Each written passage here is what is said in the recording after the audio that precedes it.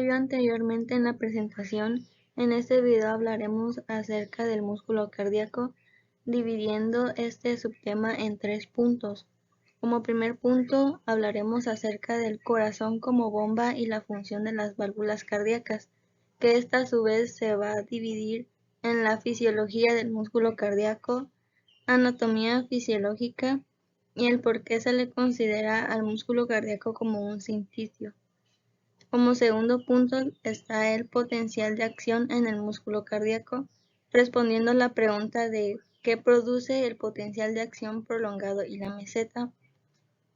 Resumen de las fases del potencial de acción, velocidad de la conducción de las señales y el periodo refractario del músculo cardíaco. Como tercer y último punto hablaremos acerca del acoplamiento, excitación, contracción y la duración de la contracción.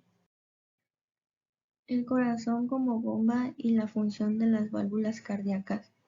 Primeramente debemos de saber que el corazón está formado por 2 bombas separadas. Un corazón derecho, el cual su sangre va a llevar hacia los pulmones, y un corazón izquierdo, el cual va a llevar su sangre a través de la circulación sistémica, aportando el flujo sanguíneo a los demás órganos y tejidos del cuerpo. Estas bombas van a ser consideradas como bicameral pulsátil, que van a estar formadas a su vez por una aurícula y un ventrículo.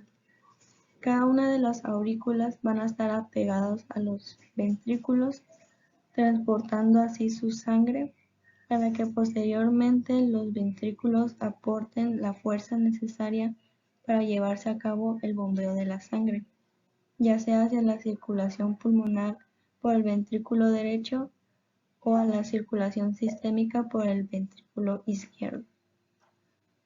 Asimismo, existe un término, la ritmicidad cardíaca, el cual es un mecanismo especial por el corazón que consiste en la sucesión continuada de contracciones cardíacas, transmitiendo el potencial de acción a todo el músculo cardíaco y así determinando su latido rítmico.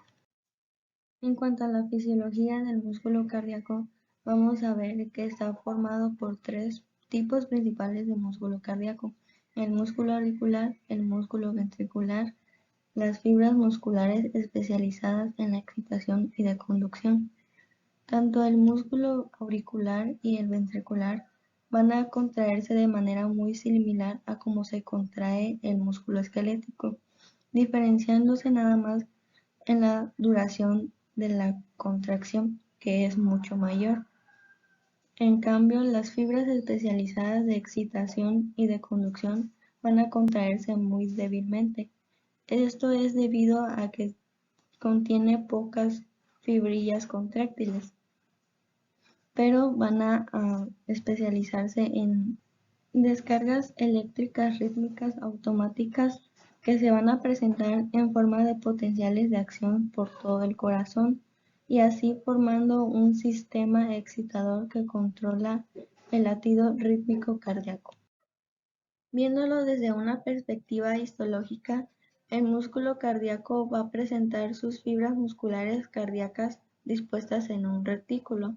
De esta manera, las fibras van a dividirse, se van a combinar y se van a separar nuevamente. También el músculo esquelético es estriado, así como lo es el músculo esquelético. Y también se va a presentar miofibrillas típicas con filamentos de actina y de miosina, casi similares a los que se encuentran en el músculo esquelético, nada más que estas van a estar dispuestos uno al lado de otro, permitiendo así su deslizamiento durante la excitación, tal y como ocurre en el músculo esquelético. ¿Qué se le considera al músculo cardíaco como un sinsitio? Bueno, continuando con la histología, podemos observar en la siguiente imagen varios óvalos de color morado que van a estar representados de color rojo. Estos son los núcleos de las células que conforman a dicho músculo.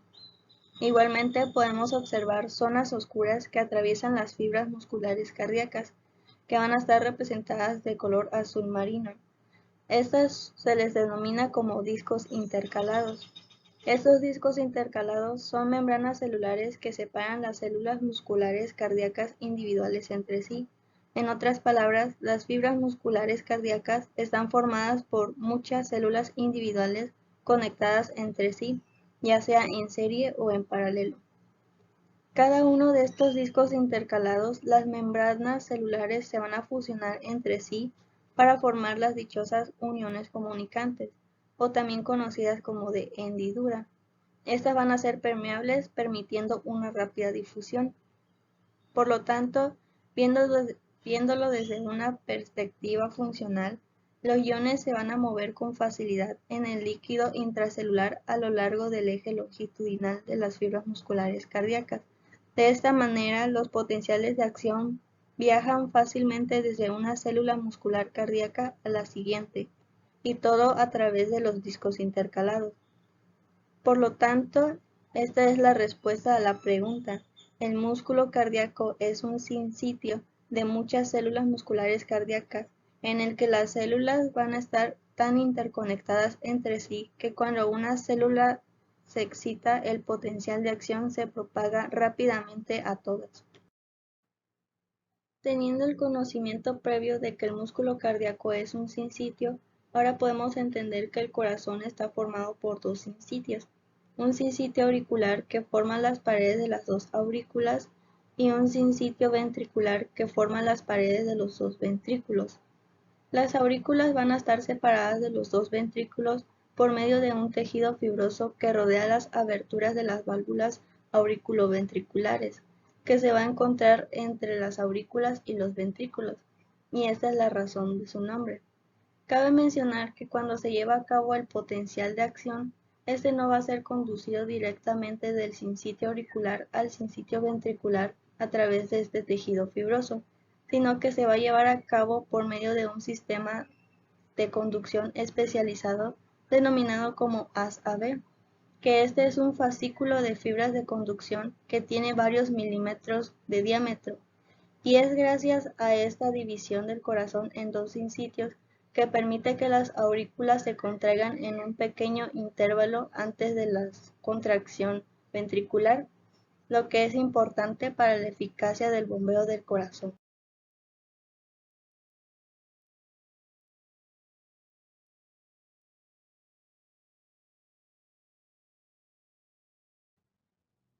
Bueno, en esta segunda etapa, segunda parte del video, nosotros vamos a ver el subtema llamado los potenciales de acción en el músculo cardíaco y específicamente en una fibra muscular ventricular.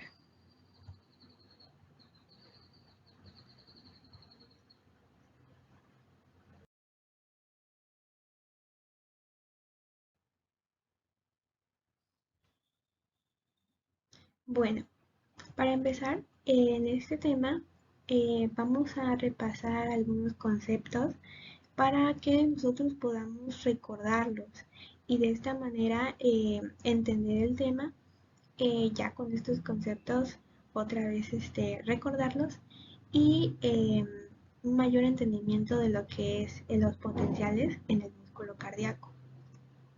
Bueno, primeramente, ¿qué es un potencial de acción? Vamos a recordar que un potencial de acción se define como un cambio repentino, rápido, transitorio y que se propaga en el potencial de membrana en reposo. Bueno, este cambio repentino, rápido, ¿en qué consiste? Pues eso es lo que vamos a hablar en este video, en este tema, y está relacionado a nuestra célula y más en la membrana. Bueno, primeramente, este cambio se va a dar a nivel celular, intracelular, extracelular, por medio del potencial de membrana, un cambio en el potencial de membrana. ¿Pero qué es el potencial de membrana? Bueno, dice que el potencial de membrana es cuando existe un ligero exceso de iones positivos en el exterior de la membrana y un ligero exceso de iones negativos en su interior. Sabemos pues de que la membrana o la célula va a tener en su interior cargas negativas, cargas positivas, y por fuera cargas positivas y cargas negativas. Pero se dice que va a tener por dentro un ligero exceso de iones negativos y por fuera un ligero exceso de iones positivos. Okay. Esto da lugar a una diferencia de carga eléctrica a través de la membrana plasmática que se denomina potencial de membrana. Bueno, se dice que entonces la membrana está polarizada. Polarizado entonces, que muestra un potencial de membrana en este caso, es decir, que la membrana presenta un polo negativo en el lado que existe un exceso de iones negativos en el interior y un polo positivo en el lado que existe un exceso de iones positivos, por lo que también quiere decir que esta membrana está polarizada.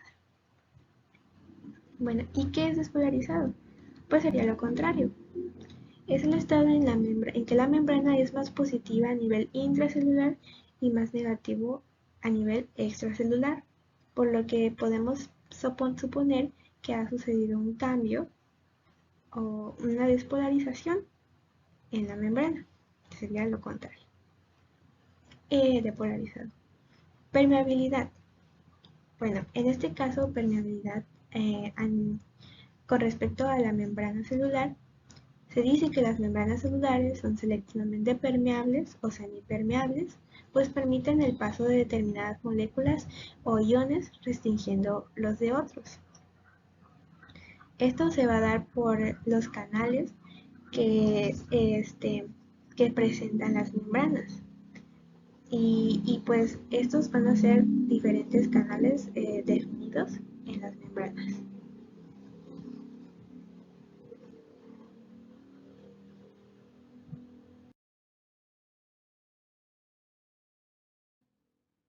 Bueno, para empezar, nosotros vamos a aclarar unas comparaciones de lo que es la fibra muscular esquelética y de la fibra de la que vamos a hablar, nuestra protagonista, la fibra muscular ventricular. Bueno, el potencial de acción que se registra en una fibra muscular ventricular se dice que es en promedio de aproximadamente 105 milivoltios. Los milivoltios que tiene que alcanzar el potencial de acción para llegar a la espiga. Bueno, el potencial intracelular, por lo tanto, aumenta desde un valor muy negativo de aproximadamente menos 85 milivoltios, que este sería el potencial de reposo de la membrana, donde pues como vemos, esta va a estar polarizada porque adentro pues va a haber más iones negativos y afuera iones positivos, por lo que por eso tiene este valor de menos 85 milivoltios. Pero entre los latidos hasta un valor ligeramente positivo de aproximadamente más 20 milivoltios durante cada latido, alcanzando el nivel más alto del potencial de acción, en este caso más 20 milivoltios. Después de la espiga inicial, dice que la membrana permanece despolarizada durante aproximadamente 0,2 segundos, mostrando una meseta, lo que podemos ver en este dibujo presente. Seguida de la meseta de una repolarización súbita, por lo que terminando la meseta va a proseguir una repolarización rápida gracias a las características que vamos a ver seguidamente. La presencia de esta meseta del potencial de acción hace que la contracción ventricular dure hasta 15 veces más en el músculo cardíaco que en el músculo esquelético, porque como podemos ver en el siguiente dibujo, nosotros tenemos a lo que sería una fibra muscular esquelética, el radiomiocito, y aquí podemos ver que nosotros sabemos que para la despolarización entran los canales de sodio y este despolariza la célula, haciendo que llegue a su nivel más alto, y esta potencial de acción dura aproximadamente de 1 a 5 milisegundos, posteriormente repolarizándose y llegando a su potencial de reposo. Pero en el siguiente dibujo, en el que vamos a hablar, nuestro músculo ventricular, pasa exactamente lo mismo. Los canales de sodio se abren, entra sodio, la membrana se despolariza, llega a su nivel más alto, en este caso los más 20 milivoltios, y posteriormente sucede la meseta. Sucede la meseta en un tiempo aproximado de 0.2 segundos, equivalente a 200 milisegundos, mucho mayor que en la fibra muscular esquelética, y bajando súbitamente, rápidamente, en una repolarización.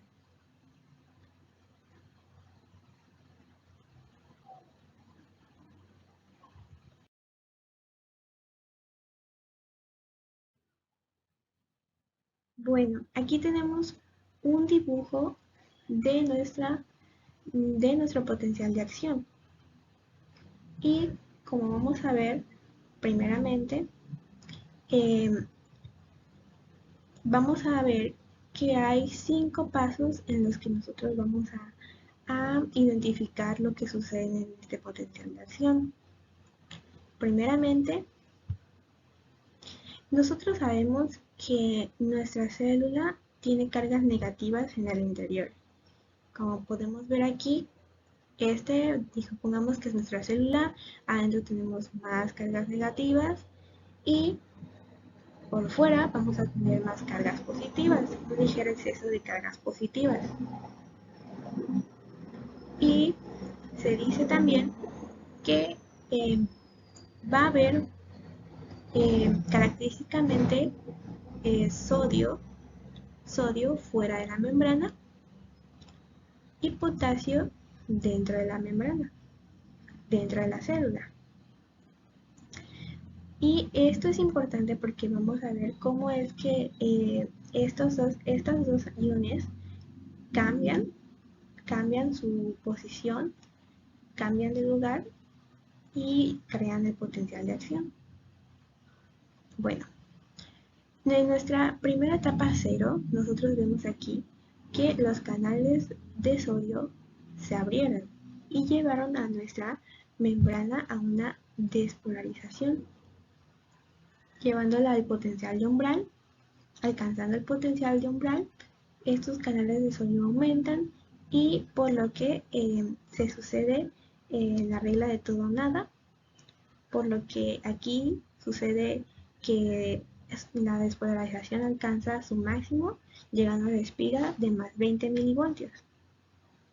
Pero como vimos anteriormente, tanto en las fibras musculares esqueléticas y en la fibra muscular ventricular, los canales de sodio van a ser rápidos, por lo que estos se identifican como los que inician el potencial de acción, porque posteriormente estos se cerrarán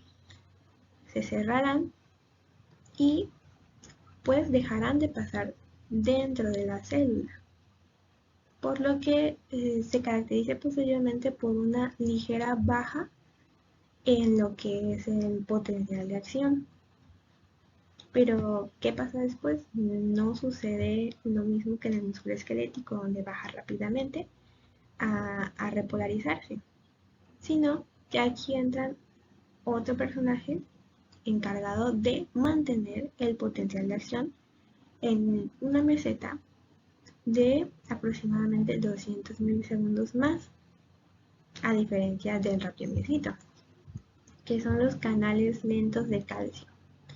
Estos canales lentos de calcio van a empezar a entrar a la célula, haciendo que ésta se mantenga en una meseta, que vemos aquí, que sería nuestra etapa 2.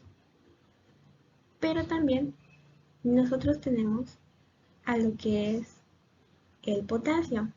El potasio va a intentar repolarizar la membrana, la célula, perdón, va a intentar repolarizar la célula, haciendo que éste salga de la célula por la membrana hacia afuera, pero no puede, porque los canales de calcio están abiertos y entonces la célula o la membrana celular tiene menos permeabilidad por el potasio. Bueno, supongamos que estamos en una tienda y los canales de calcio son la gente de afuera que ven en una tienda que hay 50% de descuento en todo, ¿no? Entonces la gente comienza a entrar, mucha gente comienza a entrar a la tienda y la gente que está adentro, que ya compró, quiere salir para que pues no haya tanta gente adentro. Pero aquí la gente que representa el potasio no puede salir de la tienda porque las puertas están tan obstruidas por la gente que está entrando, que quiere comprar, que solamente tiene 200 milisegundos para poder comprar todo. Entonces la gente quiere entrar y esta gente quiere salir, ¿no? Pero los canales de calcio hacen que la membrana tenga menos permeabilidad por el potasio. Porque como vemos en este ejemplo, la gente no puede salir por las puertas, porque muy poca gente va a poder atravesar los pequeños espacios que la gente que está entrando deja. Entonces, el potasio va a salir, pero muy lentamente, muy poco potasio, por lo que la meseta, eh, la meseta será gracias a que el calcio está haciendo positiva la célula, mientras que el potasio intenta salir, llevando a esto a un mantenimiento del potencial de acción. Pero bueno, pasando el tiempo de los 200 milisegundos, el calcio deja de entrar y las puertas del calcio se cierran. Aquí la gente deja de entrar a la tienda. Entonces, el potasio tiene más libre las puertas para poder salir. Y esto hace que, junto con el cerramiento de los canales de calcio y, la mayor permeabilidad de la membrana por el potasio ahora, hace que el potasio pueda salir más de la célula, llevándola a la repolarización. Como lo vemos aquí, la fase 3 de nuestra potencial de acción. Como los canales de calcio se han cerrado, más potasio podrá salir de la célula, llevándola a una repolarización rápidamente y posteriormente una hiperpolarización. Pero como sabemos, la célula no se puede quedar de esta manera, porque tiene que haber un equilibrio del sodio y el potasio, por lo que aquí va a intervenir la bomba sodio-potasio, que esta va a ayudar a que esta va a ser como un mediador. Va a decir, quiero a 3 calcios afuera por 2 potasios dentro. Entonces va a empezar a hacer este cambio y va a llevar a el potencial de reposo de la membrana, como habíamos dicho al principio. Aquí, llevándola al potencial de reposo y pues de nuevo teniendo a nuestra célula polarizada.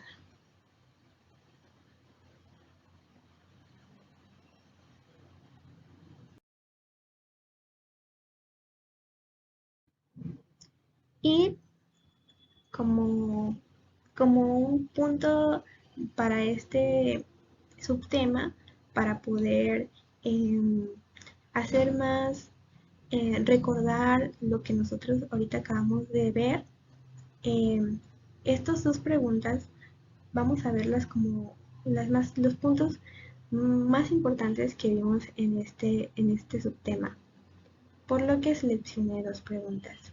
La primera, ¿qué provoca el potencial de acción prolongado en la meseta? Bueno, como vimos, lo provoca la apertura de los canales de calcio de tipo L, los canales lentos de calcio, que también se denominan canales de calcio-sodio y que disminuyan la permeabilidad al potasio. Bueno, entonces entendíamos de que la entrada de los canales de calcio van a hacer de que el potasio no tenga tanta permeabilidad como antes lo tenía en la membrana celular, por lo que va a salir muy lentamente y llevando a a un estado de mantenimiento transformado en la meseta, que es lo que veíamos en el potencial de acción. Va a hacer un mantenimiento de entrando cargas negativas y saliendo pocas cargas, entrando cargas positivas y saliendo pocas cargas negativas. Posteriormente, se va a repolarizar con el cerramiento de los canales de sodio, los canales de calcio y la apertura más la permeabilidad de la membrana a los canales de potasio. Y segundo, ¿qué sucede en la despolarización?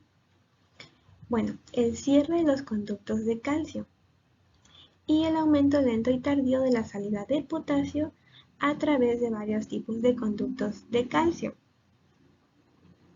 Bueno, esto sería pues los dos puntos más importantes.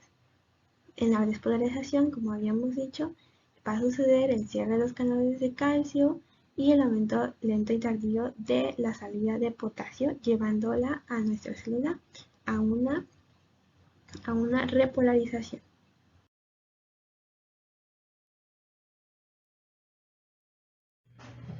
Como se ha mencionado desde el inicio de la presentación, un potencial de acción es un cambio repentino, rápido, transitorio y que se propaga en el potencial de membrana en reposo, algo que solo las neuronas y las células musculares son capaces de generar. A esta propiedad se le denomina excitabilidad. Al hablar de nosotros del corazón, debemos saber que está formado por músculo cardíaco, en el que se pueden encontrar tres clases musculares diferentes: el músculo auricular, el músculo ventricular y las fibras musculares excitadoras y conductoras especializadas. El músculo cardíaco se contrae casi de la misma forma en que lo hace el músculo esquelético. La diferencia radica en que la contracción del músculo cardíaco tiene una mayor duración. Además, las fibras musculares excitadoras y conductoras especializadas se contraen débilmente, ya que no contienen demasiadas fibras contráctiles. Por lo tanto, su función es el estimular y controlar el latido cardíaco. Los cardiomiocitos o células musculares cardíacas poseen un potencial de acción diferente al músculo esquelético. El potencial de acción del músculo cardíaco es tan prolongado y va a tener una meseta. También podemos encontrar 5 fases diferentes en el potencial de acción, desde la fase 0 hasta la fase 4. Como lo mencioné recientemente, vamos a encontrar 5 fases del potencial de acción miocárdico, que van desde la fase 0 hasta la fase 4 y que se caracterizan por los diferentes iones que participan en cada una de ellas y que por lo tanto tendrán diferentes actividades eléctricas. La fase 0, que es de despolarización, es donde los canales de sodio rápidos se abren. La fase 1, que es de repolarización inicial, los canales de sodio rápidos se cierran. Entonces los canales de sodio rápidos antes abiertos ahora se van a cerrar. La fase 2, que es de la meseta, los canales de calcio se abren y los canales de potasio rápido se cierran. La fase 3, que es de repolarización rápida, los canales de calcio se cierran y los canales de potasio lento se abren. La fase 4, que es del potencial de membrana de reposo, es donde regresa a su estado inicial, es decir, antes de la generación de un potencial de acción. Todas estas fases se van a explicar con detalle a continuación.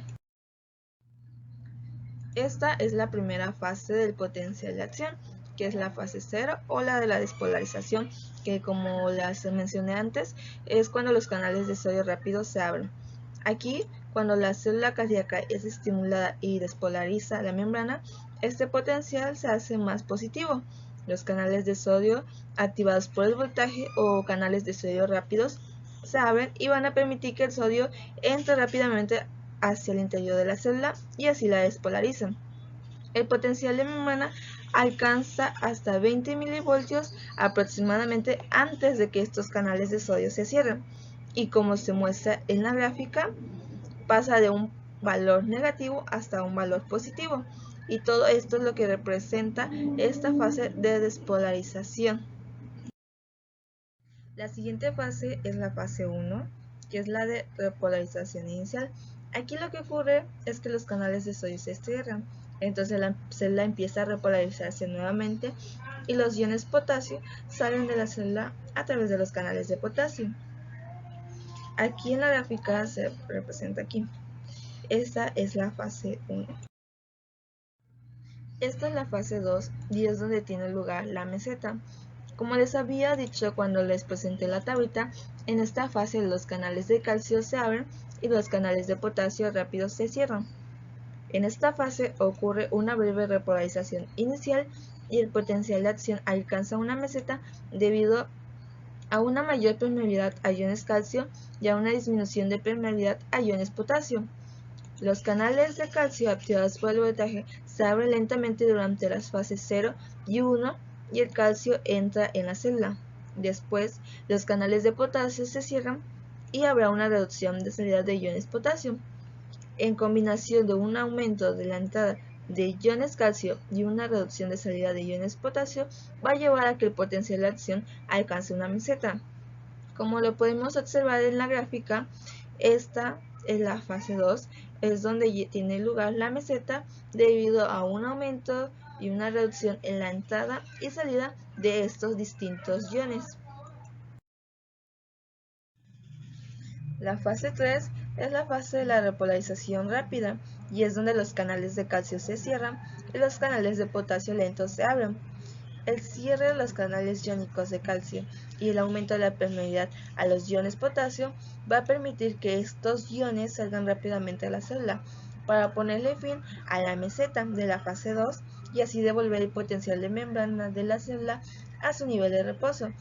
Como observamos en la imagen, vemos aquí a la fase 3 y va a encaminar al potencial de acción, por así decir, hacia la fase 4, que es cuando ya tiene un nivel de reposo, para así concluir el potencial de acción. Esta es la última fase, es la fase 4, donde vamos a tener el potencial de membrana de reposo. Aquí el potencial de membrana va a regresar a su estado inicial con la ayuda de una bomba sodio-potasio, es decir, cuando se encontraba antes de la generación de un potencial de acción, con un valor medio aproximado de menos 90 milivoltios. En la imagen podemos observar a esta fase cuando se encuentra ya en un nivel de reposo, es decir, a menos 90 milivoltios. Y también podemos observar que esta fase se encuentra antes y después de la generación de un potencial de acción. Y con esto concluye el potencial de acción en el músculo cardíaco. Bueno, aquí podemos observar todo lo que incluye un potencial de acción, desde sus actividades eléctricas en cada una de las fases, así como la participación de los diferentes iones en el potencial. En esta imagen es la que les mostraba al explicarles cada una de las fases por separado. Aquí pues ya las vemos en conjunto. Vemos la fase 0, que es la fase de la despolarización, la fase 1 o la de la repolarización inicial, la fase 2 o de la meseta, la fase 3 de una repolarización rápida y la fase 4 de un potencial de membrana en reposo. Vemos también cómo es que pasa de un valor negativo hasta un valor positivo, así como también su trayecto del potencial. También vimos la presencia de la fase 4 antes y después de la generación de un potencial de acción. Aquí observamos cómo es la participación de los diferentes iones, es decir, los iones sodio, los iones calcio y los iones potasio. En esta podemos observar la entrada y salida de cada ion, así como su duración en el interior de la célula. En esta otra imagen podemos observar cómo es la participación de un ion en cada fase. En la fase 0 es el ion sodio, en la fase 1 del ion potasio, la fase 2 del ion calcio, la fase 3 nuevamente del ion potasio, y aquí también vemos la participación de la bomba sodio-potasio para regresar el potencial de acción a un potencial en reposo. Y todo esto es lo que incluye un potencial de acción en conjunto.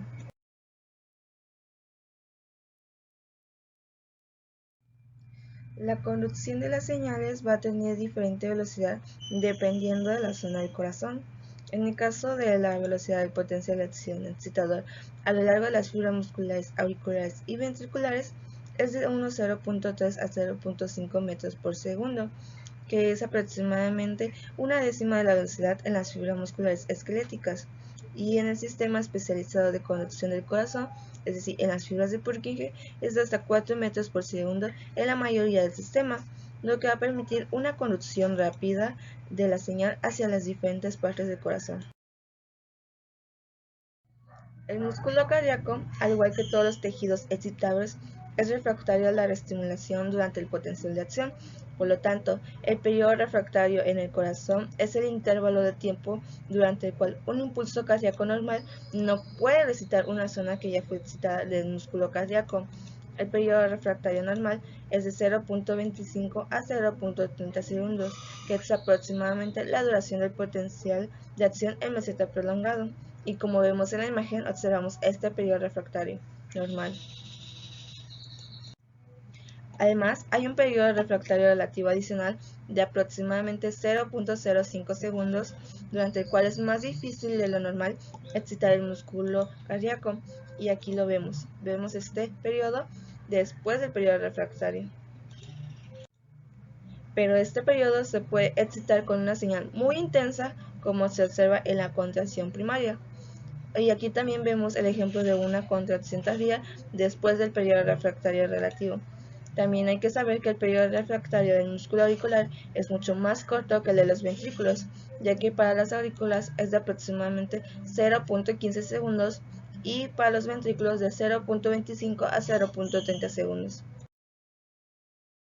A continuación vamos a hablar sobre el acoplamiento excitación-contracción de los iones, y la función de los iones calcio y de los túbulos transversos.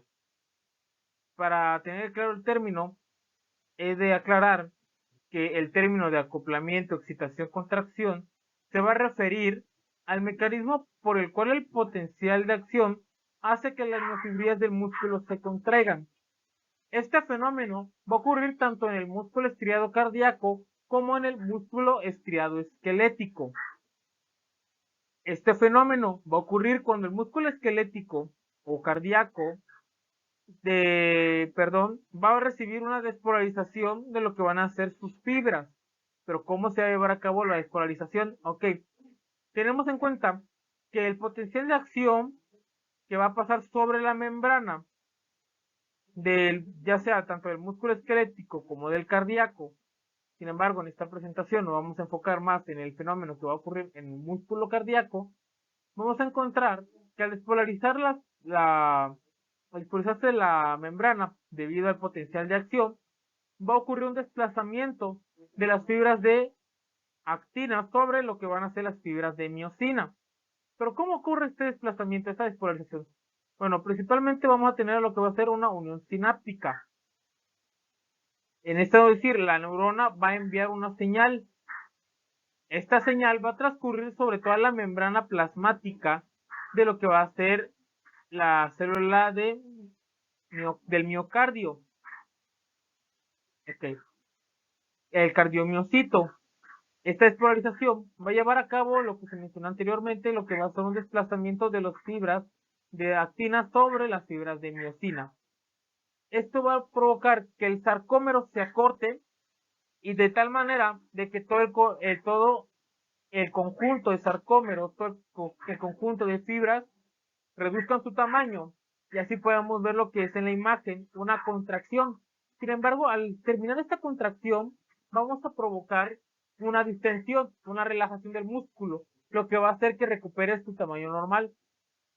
Cosas que vamos a explicar de una manera más concisa en la siguiente diapositiva.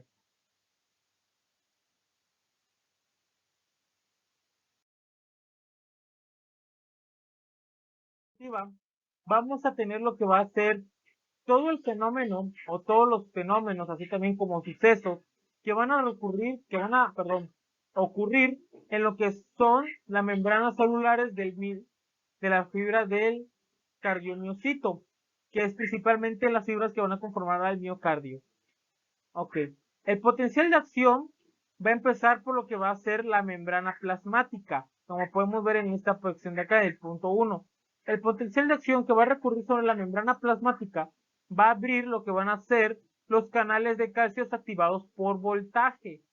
Estos canales de calcio activados por voltaje van a permitir la entrada de iones calcio que están desde el líquido extracelular hacia el medio intracelular. Este potencial de acción, cabe recalcar también, que va a tener una influencia en lo que son los retículos sarcoplásmicos. Ahora bien, regresando al calcio. El calcio se va a encontrar en mayor medida en lo que va a ser el líquido extracelular. Sin embargo, vamos a ver que una de las grandes diferencias que vamos a encontrar con respecto al músculo estriado cardíaco y el músculo estriado esquelético es que los túbulos van a ser más anchos, lo que va a albergar una mayor cantidad van a poder albergar, una mayor cantidad tanto en volumen de iones calcio. Esta cantidad esta proliferación de iones calcio tiene una gran importancia con respecto a lo que va a ser la despolarización, así también como el funcionamiento correcto de lo que va a ser el corazón. Recapitulemos, se despolariza la membrana, se activan los canales de calcio activados por iones, entran los iones calcio. Aquí en la célula, están en el medio intracelular, estos se van a ir a los retículos sarcoplásmicos.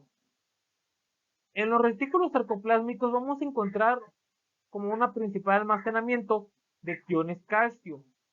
Es decir, entra calcio intracelular, llega el líquido, al medio intracelular, procede a entrar a lo que van a ser los retículos sarcoplásmicos, y en los retículos sarcoplásmicos va a haber otra liberación de lo que va a ser calcio, pero esta vez hacia el citosol.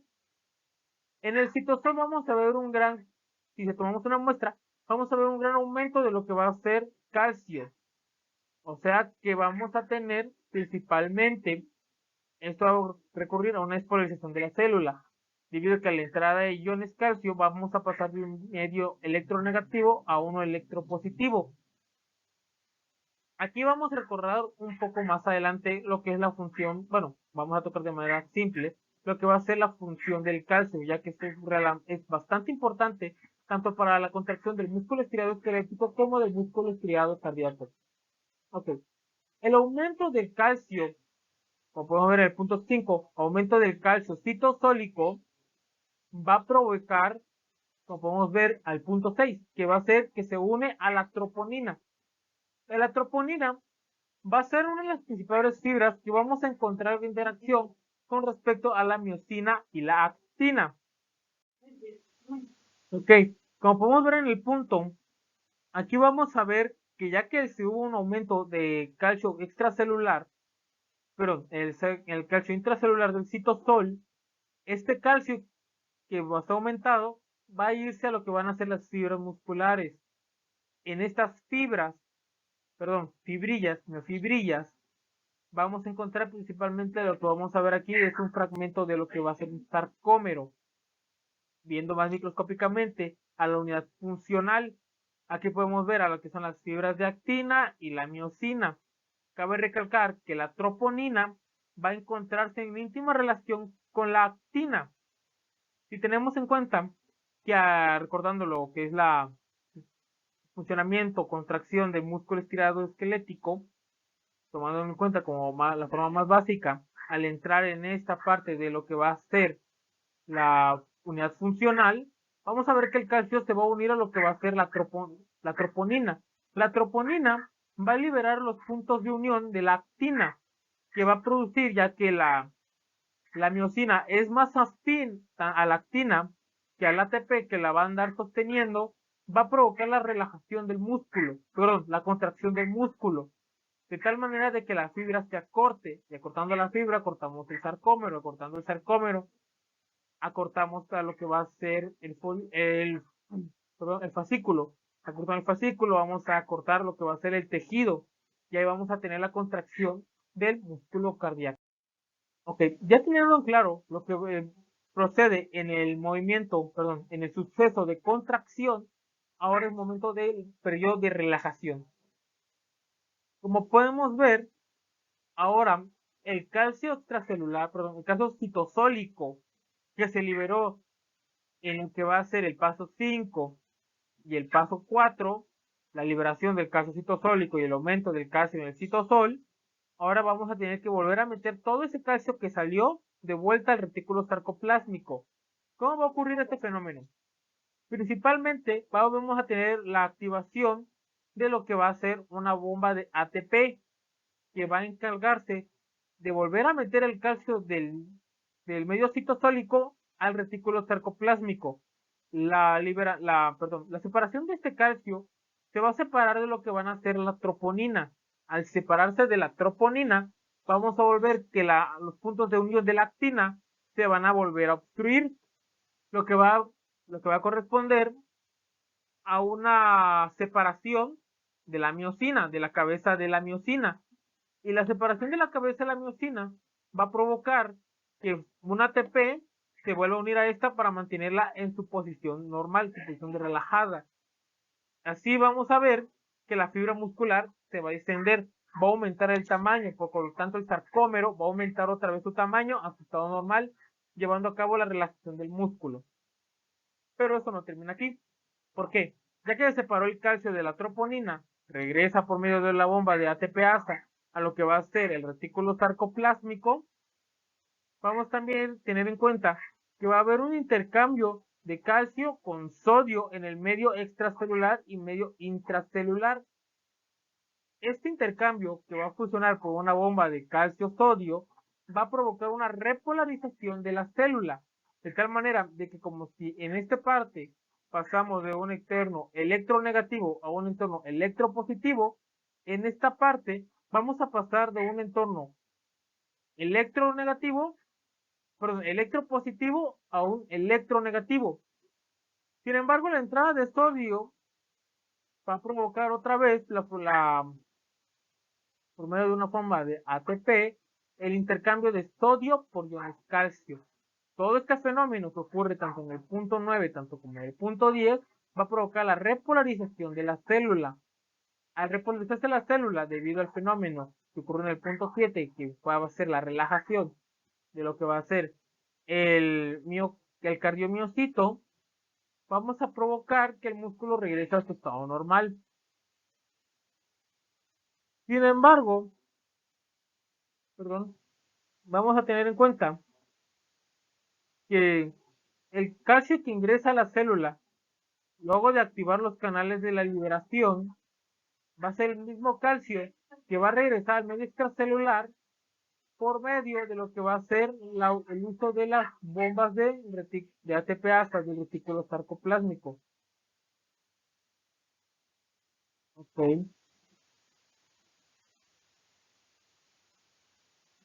Vale.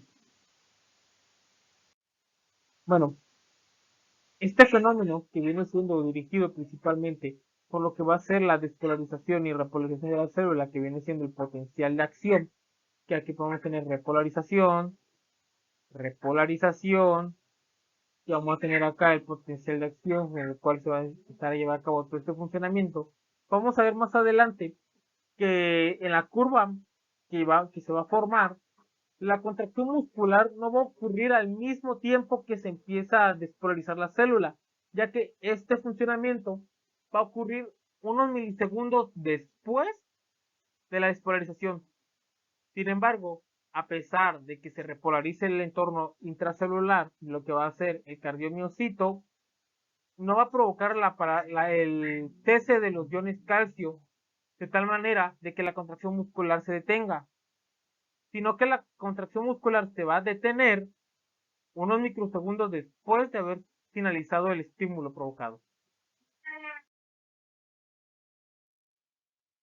Como lo mencionaba anteriormente, como igual la duración de la contracción, aquí podemos ver el reposo, despolarización, repolarización y la polarización de lo que es la membrana celular, de la célula como tal. En este caso vamos a hablar de lo que es el cardiomiocito, que es la célula principal que va a formar al miocardio, formación de lo que va a llevar a cabo al corazón para que logre llevarse su funcionamiento de contracción y relajación. Vamos a ver como dice el enunciado, el músculo cardíaco comienza su contracción algunos milisegundos después de la llegada del potencial de acción, justamente como habíamos mencionado anteriormente. Si bien ya se despolarizó, empezó la despolarización, vamos a poner que en este punto empezó la despolarización de la célula, la contracción no se va a llevar a cabo en este preciso instante, sino que unos milisegundos después, supongamos que en este punto se llevó a cabo la despolarización,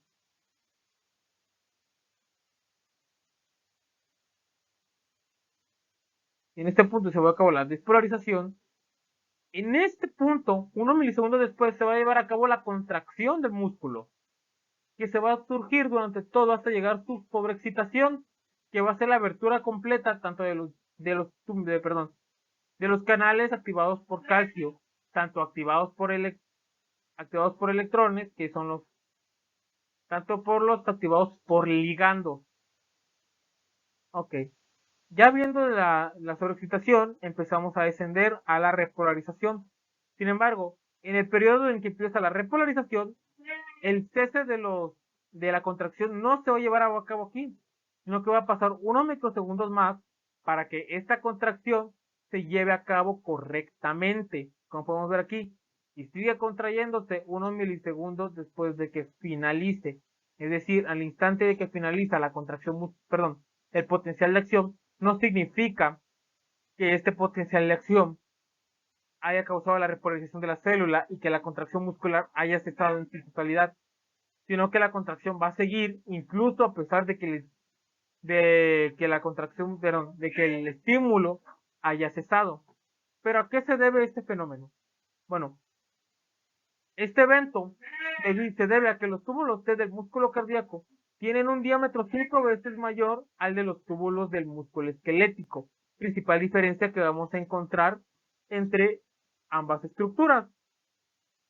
Este aumento del tamaño, que es 5 veces mayor en el cardíaco que en el esquelético, va a significar un volumen mayor de 25 veces, de tal manera de que la fuerza de la contracción del músculo cardíaco depende en gran medida de la en gran medida de la concentración de iones calcio. Como podemos ver, tenemos un mayor tamaño, va a conllevar a un mayor volumen, vamos a tener mayor cantidad de iones calcio, y esta mayor cantidad de iones calcio va a aumentar también va a hacer que la contracción muscular del cardiomiocito, del miocardio, sea más fuerte, y de esta forma vamos a conseguir que el corazón funcione como debe funcionar. Ok. Sin embargo, la fuerza de la contracción del músculo esquelético apenas se ve afectada por los cambios moderados de la concentración.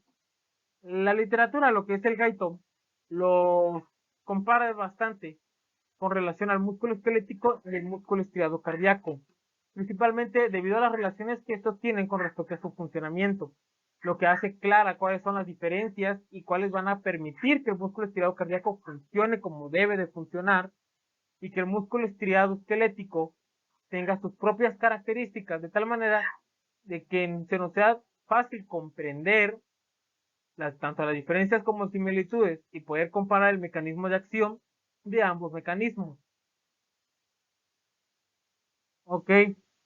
Sin embargo, también hay que tener en cuenta que al finalizar las mesetas del potencial cardíaco, del potencial de acción potencial de acción cardíaco, la influencia de los iones al interior de la fibra muscular se ve interrumpida repentinamente por los iones calcio en el sarcoplasma, que se van a bombear rápidamente de regreso de las fibras musculares a lo que va a ser al sarcoplasma, al retículo sarcoplásmico, y de nuevo al exterior en el líquido extracelular, que va a ocurrir principalmente polarización, en esta porción de acá, va a ocurrir en la repolarización, cuando la célula ya regresa a su estado normal. Sin embargo, cabe recalcar también que los iones de calcio se eliminan de la célula mediante un intercambio de sodio-calcio, como vimos anteriormente durante la bomba de ATP y la bomba sodio-calcio o calcio-sodio, que va a permitir una interacción en el medio extracelular y en el medio intracelular. La contracción va a cesar hasta que aparezca un nuevo potencial de acción. Sin embargo, al potencial de acción, perdón, a pesar de a la contracción haber finalizado unos milisegundos después de que el potencial de acción haya terminado, va a provocar de que ni bien ha iniciado otra vez el potencial de acción, empieza otra vez la contracción. Es decir, el fenómeno va a provocar de que las contracciones del corazón sean continuas y no haya un cese entre ellas. Así podemos ver que vamos a tener un correcto funcionamiento del sistema cardiovascular. Teniendo en cuenta también que la meseta va a durar 0,2 segundos en el músculo auricular y 0,3 segundos en el músculo ventricular. Principales datos de lo que nos va a dar el correcto funcionamiento de las cavidades, tanto de las aurículas como las ventrículos del corazón, los que va a llevar a cabo el bombeo de la sangre, tanto de la circulación menor, o circulación pulmonar, o circulación mayor, también conocida en algunas literaturas como circulación periférica.